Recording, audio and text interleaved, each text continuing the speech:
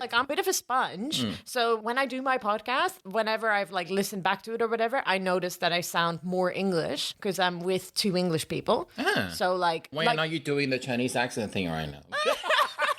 Because you'll be cancelled. I'm a sponge, but I have a good radar for what's allowed. Hello, welcome to Comedy with an Accent podcast. I'm your Taiwanese comedian, Quan Wen. I interview comedians who perform English stand-up comedy but who are not native English speakers, or they can have very distinct British regional accent. This podcast is all about comedy, about accent, about languages, and about the comedy technique. So stay tuned if you're interested. Hi, welcome back to another episode of Comedy with an Accent podcast. It's my great honor to have the guest today. But before I say anything, Julian, hey, where is Micky from? They hate it. Huh? Oh, I'm sorry. You heard it. No, you said something about in Holland. Ah, wow, you are observant. They are trying very hard to avoid this. Maybe you are biased, but could you tell? I only picked up on that bit. I didn't. Have you ever watched like football and you hear like the Dutch coaches in the after football interviews? It's the most beautiful accents. I don't think Julian has much clue what a Dutch accent should sound like. For sure. Do you? Yeah, I've got a couple Dutch friends and I've been to Holland. Oh, I didn't try to say you're narrow-minded or Look have at no this. foreign friend. No. Oh my God. We're starting this far-right discussion ahead of the French election. I thought you would know what a Dutch accent sounded like. I didn't. I always thought you sound... This says more about you than it does about him. I couldn't tell. No. I just thought you sound American to a lot of people. When I first spoke English, I lived in Canada. So that's like, I picked up the thing there, I think. Sorry, I promise this is the last one. Would you think she's from North America? Or can you tell she's not? But she just speaks it very fluently. You have a little bit of an American twang, but I wouldn't think you're from the America. Thank you, Julian. Thank you for You this. take that as a compliment. Of course.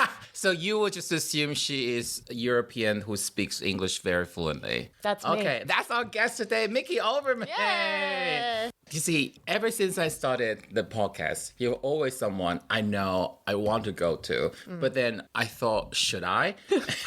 Okay, listen to my rationale. For me, one of your personal trait and I admire the most is you don't pick the low-hanging fruit. You don't rely on, I'm seeing some other Dutch comic. Mostly I open my level and just say that, oh, I smoke so much weed. You know? Oh, yeah. Being Dutch isn't really something that matter that much to you. Oh, because of this podcast is comedy with an accent. So it's like you get people on. So I feel like first, you don't really have much an accent for me. Right. And then I thought, you don't want to keep banging on about you being Dutch or your Dutch accent. Especially you had a whole show talking about this conundrum, right? Yes. If I asked you to be on the podcast, that's specific because it's still because you're Dutch. So ask you to come to the podcast to talk about how you don't want to be defined by being Dutch. It's like an anti-slavery charity asking an unpaid interns to do the job. Do you see what I mean? see what you mean. But, I don't want to be defined by it, but You don't reject it. No. You don't hate it. No, I love being Dutch. Yeah. That stunned me. I didn't expect such a passion. Really? So you came to London and started doing comedy sort of late 15, and you're from Almere in the Netherlands? Where did you find that? How did you know I was from Almere? Because you talk about it on the few podcasts, and you've done so many podcasts. Like normally... I'll go on anyone's podcast. I want you to know that. Yes, today our guest is a podcast... No, A slut. I'm a slut for podcasts. Absolutely. Just to let you know, I don't throw the word at all my guests, but I know Micky is quite okay with such wording. Normally, when I research into a guest, they have a handful of episodes, and I could comfortably finishing them all before the interview. However, not only is Micky a co-host, the popular thank for that. Just so you know, I beep out every single so your podcast name would never be fully revealed. But I just do it for comedic purposes. I don't think the word's offensive. Oh, no. A beep is very funny. Exactly. So you're going to hear a lot of things for that on this podcast. There were hundreds of Micky's podcast episodes. I can only choose some. So I'm even impressed that you kind of found Almere out of all the podcast also, when we episodes. did Angel Comedy, you mentioned I'm from the Dutch Milton Keynes. I am. Yes. Dutch Milton Keynes.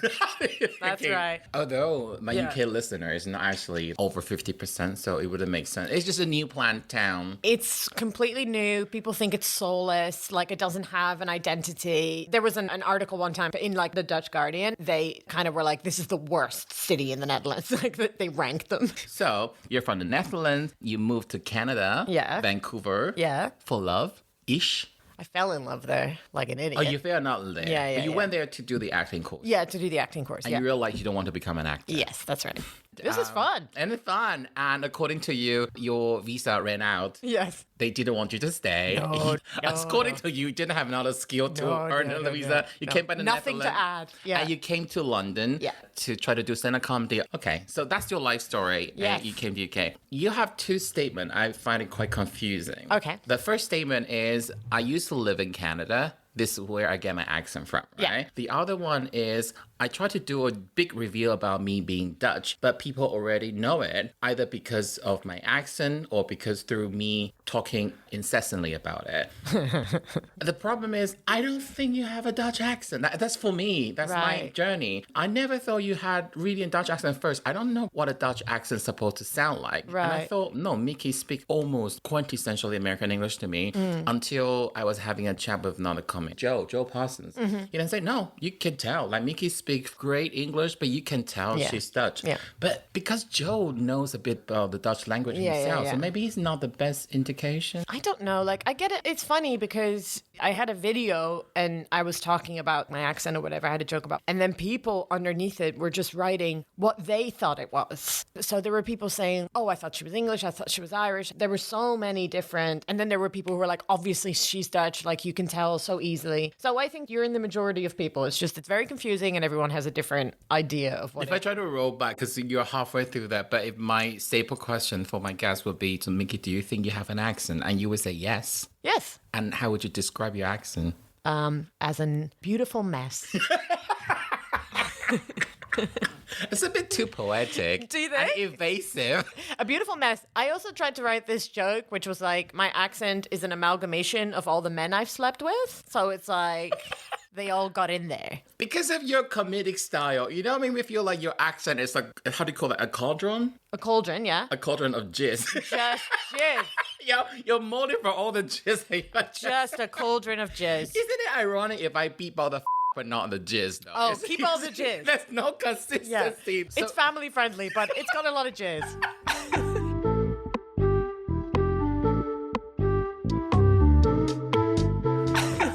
It's family friendly for the Addams family. Yeah. Yeah, I like that. Because the thing is, like, I'm a bit of a sponge. So when I do my podcast, whenever I've, like, listened back to it or whatever, I notice that I sound more English because I'm with two English people.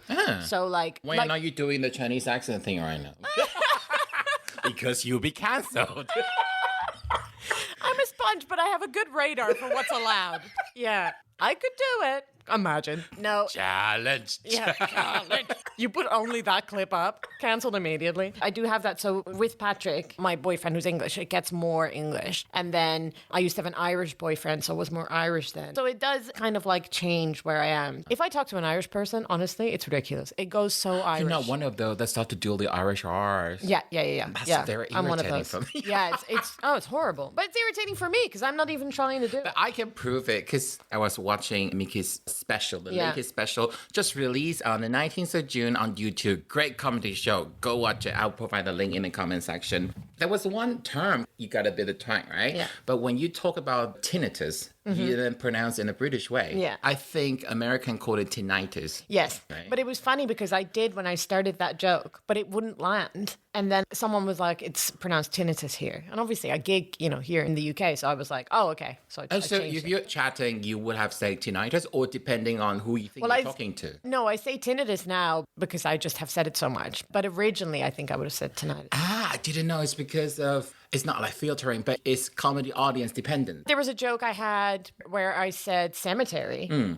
And then it wouldn't land really. Then I started saying graveyard because we're in England. So I'm not even registered. So cemetery, is that American too? That's American. Really? And then grave. I mean, not that they don't have the word here, but like here they would say graveyard more. Yeah. I was just on my way to the studio today. I saw a shop, and the shop used to be a Chinese grocery store. Right. And they just could not compete with the Tian Tian market in Canary Wharf. I'm sorry, just too many irrelevant details. This is so niche. Basically, the shop is gone, and you see the sign advertising for new tenants. So on the top, shop to rent. And then below, there's another small one say shop to let. Yeah. And I was was like, can you just make up your mind? Oh, you don't like it? Yeah, the other thing I noticed, I know, Vicky, we are not very close friends, but I want you to know.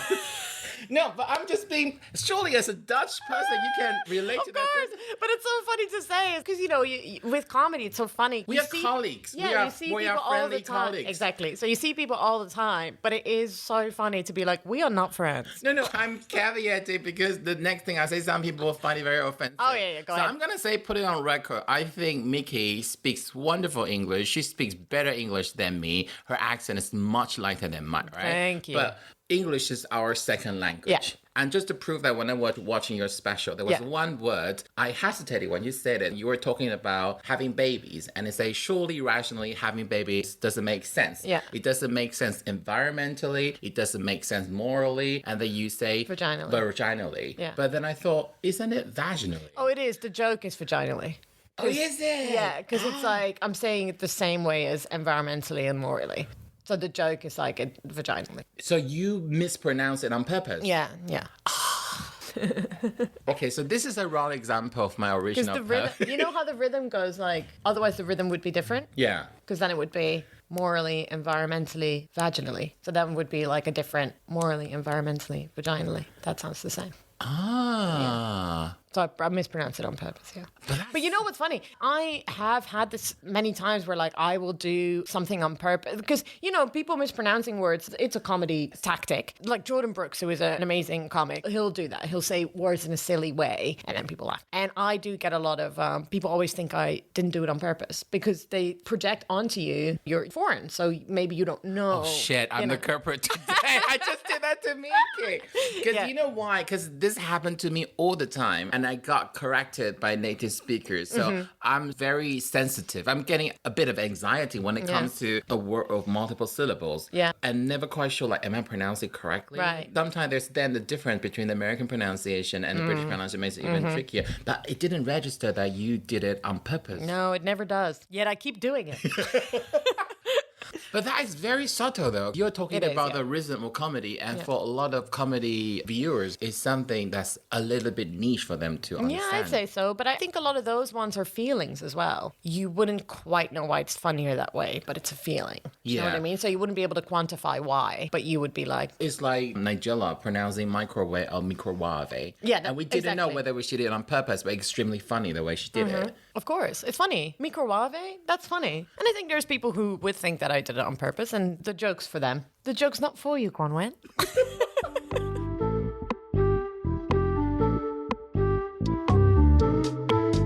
You mentioned that someone say that, no, are you pretending to be Dutch? And your response to that, why? Yeah. Why would I? Why? If I want to impersonate or make it up something, why would I choose a Dutch persona? What a stupid thing to... What does that get you? I think about this all the time because, and maybe you agree with this, when you have a sort of really strong foreign thing, when you look foreign or you sound really foreign or whatever, depending on where you're from, there's a lot to play with or there's very little to play with. Yes. And it has to be based off of the fact that people actually have a lot of stereotypes about where you're from so that you can then subvert it or do whatever you want with it. But people don't actually have that many things that they think about the Dutch. They have a lot of opinions about French people, about German people, about people from all sorts of places. But Dutch people's like, they maybe have like 2 stereotypes that they talk about.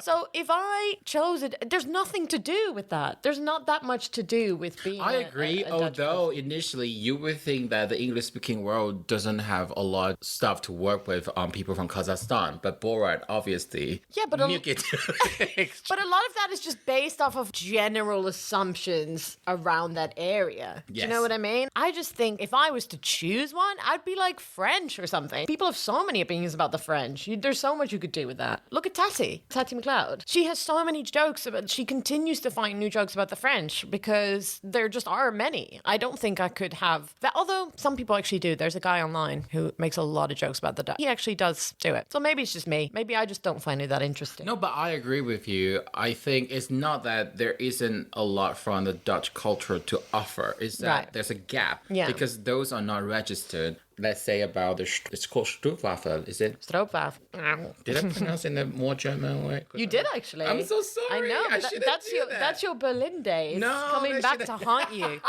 Yeah. Let's say, for example, the Dutch or Belgian chips, those shops start to appear in the UK in the last few years. Right. And people know that they taste better because they are deep fried multiple times, etc. But before those shops opened, people probably don't necessarily know that it's a thing. No. Or like the way you like to eat chips with mayonnaise instead of ketchup. So I would say a lot of things about the Netherlands just wouldn't get registered on audience. Exactly. I agree with you. There's not a lot to work with. I am very proud of being Dutch. Like, that's a huge part of my identity. But It's just that you say ironic things so often, so I'm never sure. No, this is true. This is true. I love it. I love it. It's my childhood. It's my everything. It's who I am as a person. But it's not what I'm interested in necessarily. Like, I'm interested to talk about relationships and to talk about family and to talk about being a woman in the world. Like, that's what really interests me. And being Dutch is like a part of it, but it's not all of it. We're going to get to the key point today of the recording, I think. Go It's the ahead. main reason why I invited you. And I'm going to put it into two sections. So the Okay. first section, on one of the podcasts, I think it's with Richard Herring or maybe with Daniel Muggleton, you say that it has been suggested to you that you should use your foreignness. You should use your otherness. You should use the fact that you do not come from here. So you're going to comment on here with your background from elsewhere. And that's very effective for the British audience. Yeah. So you learn that that's an effective way to do it, but you just didn't feel like it. No, I don't think I got into comedy to please someone else. I did it because I wanted to, and I wanted to make jokes about something I wanted to do and about things that I was interested in. If someone says to you, like, the thing that has the potential to make you the most successful is if you hone in on this one part of you and you only talk about that. And it's like, that's not a person. I am made up of loads of interests. The guy that said this, he was like, you should be like a caricature, almost. And it's like, I'm not interested in being a caricature. I just want to be a person, the person I am. Did you have more heated debate on this specific point in the show? No. So when I say when the show director, was the director of your first show? No, this wasn't a director. This was a comic. Oh, it's just another comic. Yeah, a another British comic. Yeah. A famous comic. But it's not just you, because you're probably like the 40th guest on this podcast. And we have all different degree of compromising ourselves. Sure. So for example, I like to be seen as the Taiwanese comic, but I don't want to just to be the Taiwanese comic. Yeah. At the same time, I don't want to be the Taiwanese comic that corresponds 100% to your perception of what my country is Exactly. like, because you know so little about us. At the same time, when there are some very tough gigs, sometimes I just throw away my principle.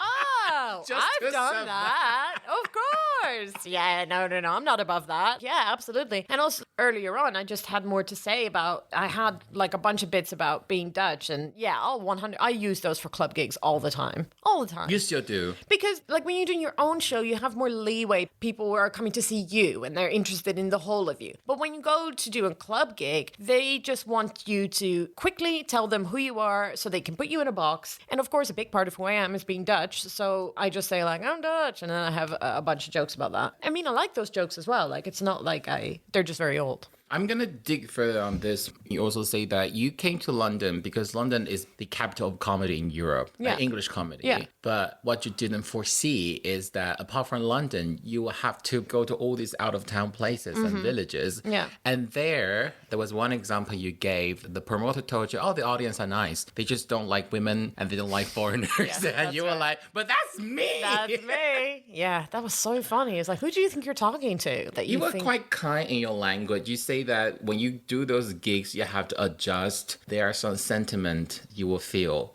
What specific sentiment you're talking about? And you Like- say that sometimes they don't get you. Yeah, I always think these people have come out. This is their night out. They've gotten babysitters. They go there and they have a specific idea of what a comic is. And I am not that. They never saw anyone like me. And sometimes they're really willing to like open their minds. But sometimes they're just like, for f***'s sake. Oh, bleep.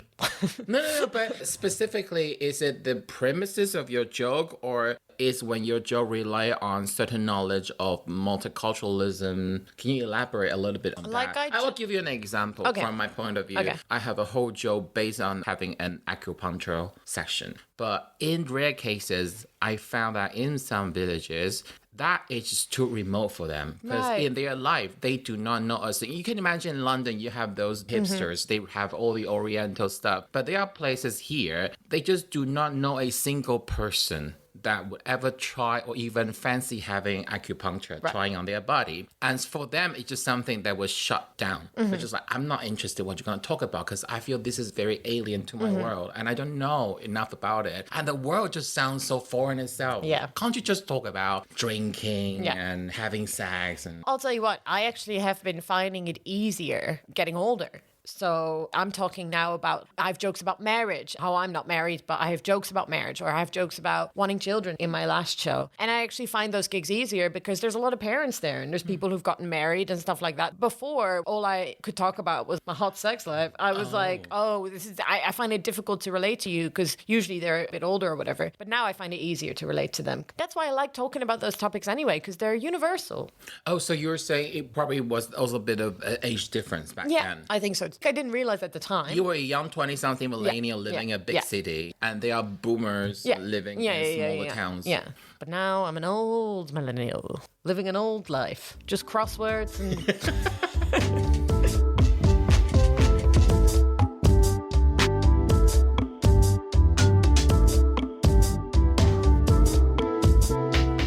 If you do a 10 to 15 or 20 minutes slot, how much would you mention that you're from the Netherlands and explain your accent? Well, At all? so it really depends. But last year, when I was doing the show that we were just talking about, the one that is online, the Precipice, I had sat with my director and I had said to him, I want to get a lot better this year because I get better, but incrementally. And I want to get a lot better because it's my friend Will, who you know. And he said, well, I know you. So do you want to know what your crutches are, like your comedy crutches? Because I've watched you crutches? So crutches are things that you rely on that might be holding you back. Shtick.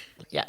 So he was like, do you want to know what you do? Oh, that's a very uncomfortable but useful conversation. With I your love friend as well. So I loved it. Maybe that's the Dutchness in me that's like, bring it. What did he say? So he told me a bunch of stuff, but including he said that I relied too much on the Dutch thing to get people to get me. So he was like, you over-introduce yourself almost. I think you're good enough now that you don't need to rely on that. And so it's interesting because you say I do it so little, but he was like, you still use it though as a way to kind of ease yourself into and put yourself in a box almost for the audience. And so he said, I encourage you to not even mention it and because don't that's talk true. about You it at didn't all. even mention your Dutch in the show. No, I think once, but very briefly. But I found it so difficult because I would go up on stage and I used to always start with my little Dutch joke that I had. Explain the accent, get it out of the way, move on. So I had to start without that. And I almost couldn't do it. Like I found it so difficult. But I kept going and I kept going and I kept not doing it. And I got better.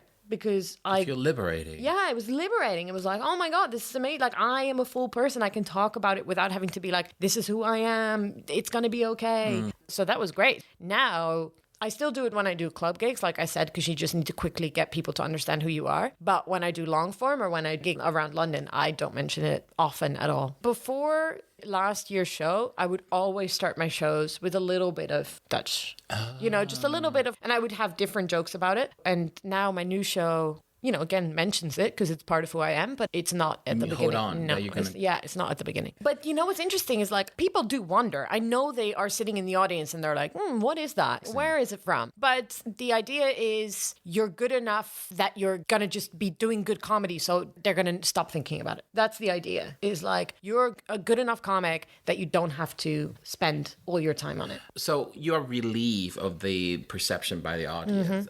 But for some people, that means they lose something they can fall back on. It's a double-edged sword. It's a double-edged sword. It actually means that you have to do more groundwork to build who you are as a person in front of. Well, that's what I thought.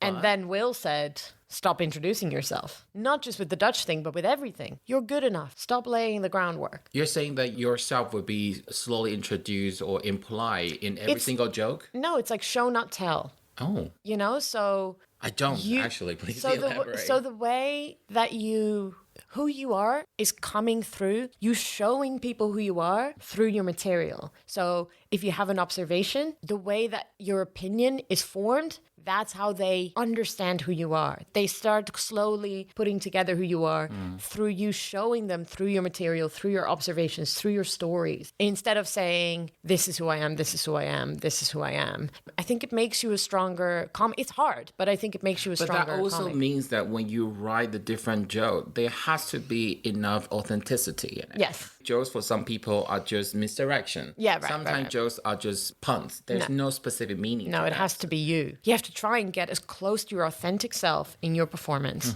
as you can. On the idea of Dutchness, what does that mean? Because you also mentioned that my accent is meaningless to people here. Like, Yeah. it doesn't... There was a fun fact that you've mentioned that doing comedy in a different places, or even better, in a different language, you get to reinvent yourself. And I found it fascinating when you say that when you speak Dutch, your accent in the Netherlands is considered a bit posh. Yeah, So people would have that perception of you, oh, it's one of those posh middle class ladies, right? yeah. Whereas here, you're just foreign. Yeah. Yeah, so it means like when people are obsessed with social classes, Yeah. then your accent relieve you from It's that. amazing. I found it completely liberating. I'm obviously a middle class person. That translates because you can look at me and it's like, yeah. But the poshness, I am not actually posh, but my parents said that when I was little, the radio was always on. And people on the radio when I was little were all posh. The same that it was So like in you Britain. speak proper. You So speak I- proper Dutch. So I speak like the way it was imbued on me from the radio. So I sound posher than the rest of my family.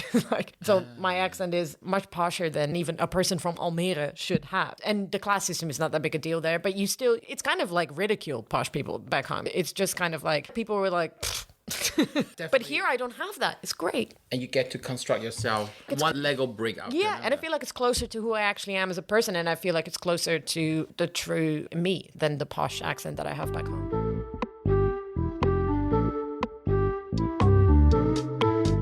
When I watch your special, it reminds me of someone once showed me a very deep, so like a script, theatrical analysis of Ali Wong's first Netflix Right, special. right. And they Which is show great. how Ali Wong, because if you don't think about it, you just think that every single joke was landing, was really funny. But then they showed what topic each joke covers, how they interrelate, and collectively how they build up, and you get to see what Ali Wong's worldview was like. If you don't pay attention, you don't know. But there's a consistent theme throughout. Yeah. It's on the struggle of a modern Yeah, women, yeah, right? yeah. And that's what I feel from watching your show. Well, that's a huge compliment. I mean it. First, I didn't know what Precipice. The precipice, yeah. Precipice. You see, I'm learning Italian. I have the inkling to pronounce the Precipice, but it's Please do. I See, did. that would be funny. Precipice. The precipice. Precipice. I didn't know what it was, but then I just thought, quite often I don't look up comedy show title because they don't necessarily mean things. But your show title was very smartly chosen Yeah. because it's about all the thought process you're going through whether or not you want to Yeah. have a child. It was different stories, started weaving from different directions. It was all coming together as but this is Micky's worldview. And you forgot, there was one really good joke about going Dutch on the baby, but you forgot Micky's Dutch. You just relate to, Micky is this millennial woman that occasionally are unsure about herself. She wants to take care of her mental health and the difficulty of just being a woman in total. Yeah. And it was all very clear from Yeah. that. Oh, thank you. Yeah, I mean, I worked very, very hard on that. But I like shows that are like that. I like Ali Wong's show. I like shows that are structured and theatrical. That's my style. It was fascinating, That's very absolutely nice. fascinating. Thank you. The show also have a fantastic use of language, and I don't think it's just you spend a lot of time writing. Your use of language in general is, when writing a script, you would say sharp, but your turn of phrase is word for word. There was one podcast, and you just say that I feel like ghosts are just people misunderstanding peripheral visions. Yeah, that's what I think. It wasn't a script you wrote. It was an answer you gave Yeah. on a podcast recording. Yeah. And you used 3 words so succinctly. And Right. it was so funny. Oh, thank you. That's No, really but nice. you have to have a certain command of language to be able to use the language like that. But, you know, I think about it's something that came naturally. Like from a very young age, I was a big reader, stuff like that. And language was something that just came easily. We should also explain why you have an accent that sounded posher than your family's actual social class. Yeah, I think so. I was never not reading. And then when I was 13, 14, and I discovered comedy, English comedy and stuff, I watched everything and I read everything. And it just came very easily to me. And I always think this is the way that my brain is kind of pre-wired. It's how people are really good at maths or whatever. It's like, it's not that this guy's a genius. It's just that their brain works that way. So whenever people say to me, wow, that's really amazing, it's like, yeah, but it's also, that's just how my brain works. When I say you have way more words, I'm not just saying you're like showing off the difficult words. Your command of English really punctuate your comedy with simple words and difficult words interchangeably. And that makes it really, really stunning. I don't know if people necessarily pay attention to that. You're the first person to say that. I'll give you an example. Right? Okay. I'm quoting something in the special, the 2023 show, Precipice from Micky. Some of it has become... Precipice. Some of it have become your Instagram reel. Some of it are still in there. So you say in the middle, for example, respect is a very different thing in a soprano, or respect women is a different thing. Respect women is simply, look, don't touch her. She doesn't like it. She doesn't like it. So there's not a pretentious word in it at all. It was just very simple words. You transcend such a clear but a big idea. It's just like still all the misogyny and sexual harassment women have to put up with in modern society. Right? So that's show not tell, I think. You show people, and that you don't tell them it's really hard for women because they don't want to be touched. Yeah. It's like you show them. Little joke. But it's so subtle that when people are used to a very specific kind of comedy, those audience may miss it. I have discussion with other guests before, and they feel like the UK crowd, especially in big cities in the UK, people are invited to read between the lines, to look for the nuances. So you don't have to spoon feed them. You don't have to feed it in their face. Your comedy can be subtle and they get it. However, when they try to do that to their home crowd, people just don't get it. They have to have something that's almost slapstick or very obvious. I think you try to play to the smartest person in the room. Can you elaborate on that? No, I don't know. Actually, I don't know if that's true. I just don't think you talk down to any audience. You trust that your audience... One of my favorite writers when I was a kid was a Dutch writer, Thea Beckman, and she was constantly accused of writing too difficult. Like the books were too difficult. The language was too difficult for teenagers, which is what she wrote the books for. And she said, teenagers are amazing. Stop talking down to them. They'll get it. And I remember reading that and thinking, and I loved her book. So I was like, yeah, I wouldn't have thought that this was too difficult. And also when I was a teenager, my favorite show, one of the things that really got me into comedy was Arrested Development. And Arrested Development does not talk down to its audience at all. It doesn't even explain many of the jokes, which is why people keep rewatching it, because every single fan keeps finding another joke that they didn't see in the background or whatever. They're not explaining it. They just give it to you the way they wanted to present it to you. And I love that. Don't talk down to anyone. Just assume that they'll get it. The other example of you using succinct language, but you just rely on the tempo. And the post, you say that the same example I quoted, you prefer to read fantasy fictions from female writers because in their work, female characters don't get raped as much. Not as much. And you pause and you repeat again. Yeah. I used the very simple words of not as much. Yeah. But it was so effective when you say that again because it highlights it, or some people may not really get the joke the first time around. But in the second round, say, oh my God, how did I miss? It's not that unobvious though, but because it has, the word rape in it. They're listening to that. Do you know what I mean? We get distracted by that. Of course. Yes. Yeah, of course. But so the joke is actually, it comes in the second. Yeah, but you see that is the way you use the tempo, the words, a different level. And you don't just rely on, you have this inventory, a toolbox of material to... Anyway, I think of comedy as music. I think the rhythm of it, I do this in my writing a lot. It's like, it doesn't flow. It's not music. It's weird. Well, you always think of something, for example, this punchline has too many syllables. Yeah. You actually think of that level? Yeah. Wow. I think everyone does, but I learned music as a kid, so I think about it in terms of like, it's not the right rhythm. It's why Shakespeare wrote in iambic pentameter, right? Because it's music. I'm not going to pretend I know exactly what you're saying, but...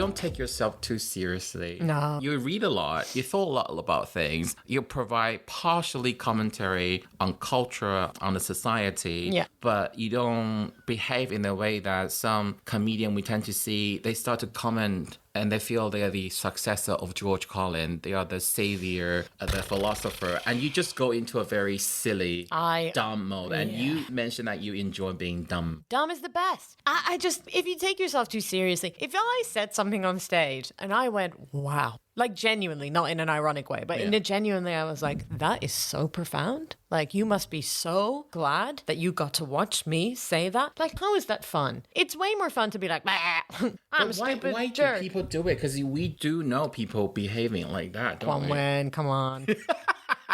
Come on. egos. It's ego. Come on. Yeah, of course. I don't want to do that. No, it's boring. It's boring. I'm not interested. At the start of this recording, you mentioned that you're doing this for you. I'm doing this.